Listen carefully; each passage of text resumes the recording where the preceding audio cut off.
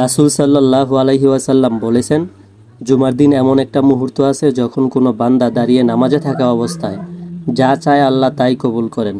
সুবহানাল্লাহ। সাহাবীগণ জিজ্ঞাসা করলেন, হে আল্লাহর রাসূল, সেই মুহূর্তটা কখন? তিনি বলেন, তোমরা সন্ধ্যার আগে এবং আসরের পরে সেই মুহূর্তটাকে খুঁজে নাও, অর্থাৎ আসর নামাজের পর থেকে মাগরিব নামাজ পর্যন্ত সময়ে দোয়া কবুলের সম্ভাব্য সময়।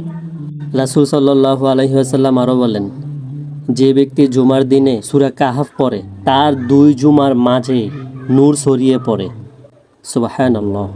সূর্য যেদিন উদিত হয়েছে সেই দিনের মধ্যে সর্বশ্রেষ্ঠ দিন হচ্ছে জুমার দিন। এই দিনে আদম আলাইহিস সালাম সৃষ্টি হয়েছেন। জুমার দিন মুসলমানদের জন্য শ্রেষ্ঠ বিশেষ দিন। এটি সপ্তাহের শ্রেষ্ঠ দিন যা আল্লাহ তাআলা মুসলমান উম্মাকে দান করেছেন।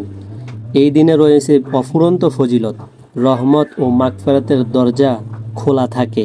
আল্লাহ তাআলা বলেছেন, হে মুমিনগণ, জুমার দিনের নামাজের জন্য আহ্বান করলে তোমরা আল্লাহর স্মরণে দাবিত হও। জুমার দিনকে বিশেষ করার জন্য কিছু গুরুত্বপূর্ণ আমল রাসূল সাল্লাল্লাহু আলাইহি ওয়াসাল্লাম আমাদের শিখিয়েছেন।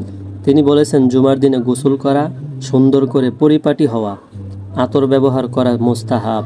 যে ব্যক্তি প্রথম প্রহরে যায় সে যেন একটি উট কুরবানি করলো।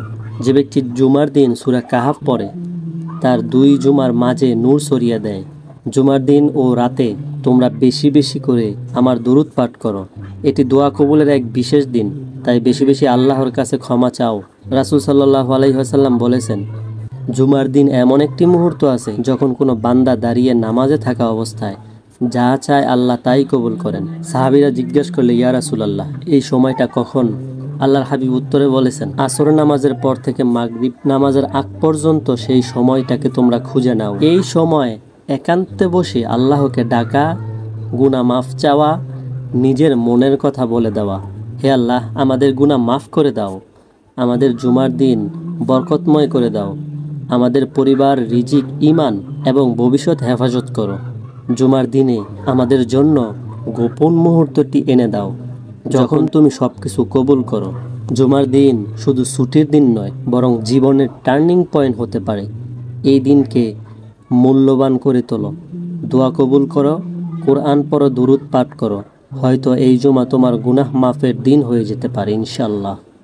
জুমার দিন হোক রহমত, মাগফিরাত আর নাজাতের বাহক।